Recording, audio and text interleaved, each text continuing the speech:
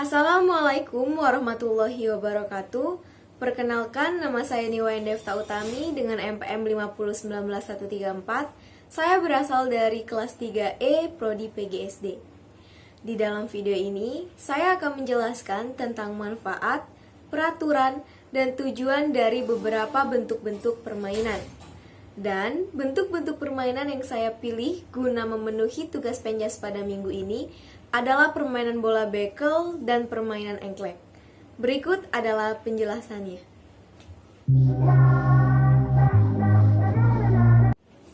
Permainan bola bekel adalah permainan tradisional yang membutuhkan alat berupa bola seukuran pingpong dan biji bekel atau cangkang kerang.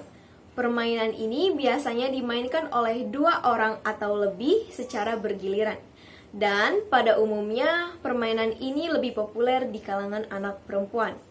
Manfaat dari permainan bola bekel itu sendiri adalah yang pertama, meningkatkan daya pikir. Dikatakan seperti ini karena saat hendak menyebarkan biji bekel, pemain harus memiliki strategi agar posisi biji bekel tidak terlalu berjauhan, agar pada saat mengambilnya tidak terlalu sulit. Kemudian, melatih kecakapan dan keterampilan. Dikatakan seperti ini karena pada saat bola dilemparkan, pemain harus dengan segera menyebarkan biji bekel. Lalu setelah bola itu memantul, pemain harus mengambil kembali bola tersebut. Kemudian, pemain melemparkan kembali bola itu, lalu mengambil biji bekel yang telah disebarkan. Sebelum bola memantul untuk kedua kalinya, pemain sudah harus mengambil bola itu lagi. Nah, hal ini tentunya melatih keterampilan dan kecakapan terhadap sesuatu. Kemudian, melatih ketelitian. Dikatakan seperti ini karena pada tahap tertentu, pemain harus mengubah posisi biji bekel menjadi bentuk yang disebut roh atau pit. Nah, pada saat seperti ini, pemain diharuskan untuk lebih teliti dan berhati-hati agar dapat mengubah posisi biji bekel dengan benar dan cepat.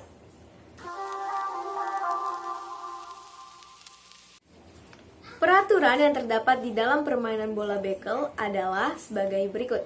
Yang pertama, biasanya permainan dimulai dengan cara melakukan home pimpa atau sweep untuk menentukan urutan pemain. Yang kedua, pemain harus mengambil bola sebelum bola memantul untuk kedua kalinya. Lalu yang ketiga, pemain harus membenarkan atau mengubah posisi biji bekel menjadi bentuk roh atau pit sebelum bola memantul untuk kedua kalinya. Jika pemain tidak dapat melakukan hal tersebut, maka pemain itu akan mati dan permainan akan dilanjutkan oleh pemain berikutnya.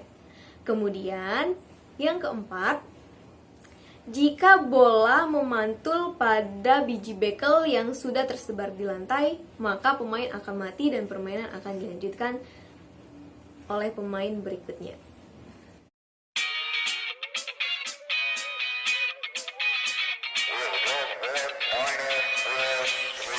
온종일 몰아친 너무 바쁜 일 걸음걸이까지 내게 아닌데 밤이 너무 멋진 걸 집에 가기엔 아직 계획한 건 아무것도. Permainan engklek adalah permainan tradisional lompat-lompatan pada bidang datar yang digambar di atas tanah dengan membentuk kotak-kotak. Kemudian pemain melewati kotak-kotak tersebut dengan cara melompat menggunakan satu kaki. Permainan ini biasanya dapat dilakukan secara perorangan maupun secara berkelompok. Manfaat dari permainan engklek adalah yang pertama, meningkatkan keterampilan sosial. Dikatakan seperti ini karena dengan bermain engklek, anak-anak dapat berinteraksi dengan teman sebayanya, mampu membina hubungan berkelompok, lalu dapat mengenal teman sebayanya lebih dekat lagi. Kemudian dapat meningkatkan kemampuan pemecahan masalah. Karena dalam permainan engklek, sang anak harus fokus untuk melemparkan gaco ke tempat yang seharusnya. Kemudian, anak juga dapat menyelesaikan konflik di antara mereka pada saat permainan terjadi. Kemudian, yang ketiga adalah melatih kekuatan fisik, karena pada permainan ini pemain diharuskan untuk melompat-lompat. Hal tersebut tentu saja melatih kekuatan otot kaki pada anak-anak. Kemudian yang keempat yaitu pengenalan matematika. Dikatakan seperti ini karena bentuk permainan engklek ini bermacam-macam. Ada bentuk persegi panjang, ada yang berbentuk segitiga, setengah lingkaran, bentuk persegi. Nah, dengan begitu anak-anak dapat membedakan bentuk-bentuk dari bidang datar yang terdapat pada permainan engklek. Peraturan pada permainan engklek itu sendiri adalah sebagai berikut. Yang pertama, biasanya permainan ini dimulai dengan cara melakukan hompimpa untuk menentukan urutan pemain. Yang kedua, pemain yang melewati kotak-kotak pada permainan engklek tidak boleh menyentuh garis. Jika pemain itu menyentuh garis, maka pemain akan mati dan permainan akan dilanjutkan oleh pemain berikutnya. Yang ketiga, gaco harus dilemparkan pada bagian dalam atau tengah kotak. Jika gaco yang dilemparkan menyentuh garis, maka pemain tidak dapat melanjutkan permainannya. Lalu yang keempat, pemain tidak boleh mendaratkan kaki pada kotak yang terdapat gaco di dalamnya. Jika pemain melakukan hal tersebut, maka pemain itu akan mati dan permainan akan dilanjutkan oleh pemain berikutnya. Yeah, yeah, yeah, yeah, yeah, yeah, yeah, yeah. Oh yeah, yeah, oh yeah, yeah, yeah. 별 관심이 없는 척 시선을 피해서 가. Yeah, 모든 걸 걸어야만 할 테니까. 스쳐만 봐도, oh yeah, 다른 여자와는 바꿔 알아. 뒤돌아봐도 분명 내게 찾아온다.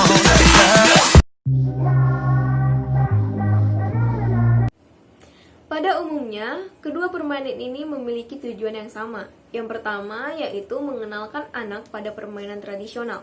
Seperti yang kita ketahui, anak-anak zaman sekarang lebih memilih memainkan gadgetnya di dalam rumah dibanding bermain bersama dengan teman-temannya. Nah, dengan mengenalkan permainan tradisional, anak-anak dapat berinteraksi dengan teman sebayanya dan mampu membina hubungan yang baik. Selain itu, hal tersebut juga dapat menjadi alternatif untuk menghindari dampak-dampak buruk yang disebabkan oleh gadget.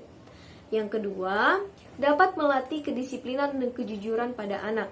Dikatakan seperti ini karena pada permainan-permainan ini memiliki peraturan di dalamnya.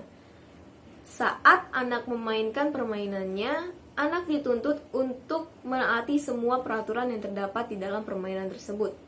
Lalu dapat melatih pula kejujurannya dengan cara ia akan mengakui bahwa ia sudah melanggar peraturan yang menyebabkan dirinya tidak dapat melanjutkan permainan itu. Nah, kemudian yang ketiga dapat menumbuhkan jiwa sosial. Dengan berinteraksi bersama teman-temannya, hal tersebut akan menumbuhkan rasa peduli di dalam dirinya terhadap orang-orang yang berada di sekitarnya. Sekian yang dapat saya sampaikan, kurang dan lebih saya mohon maaf. Kepada Allah saya mohon ampun. Wassalamualaikum warahmatullahi wabarakatuh.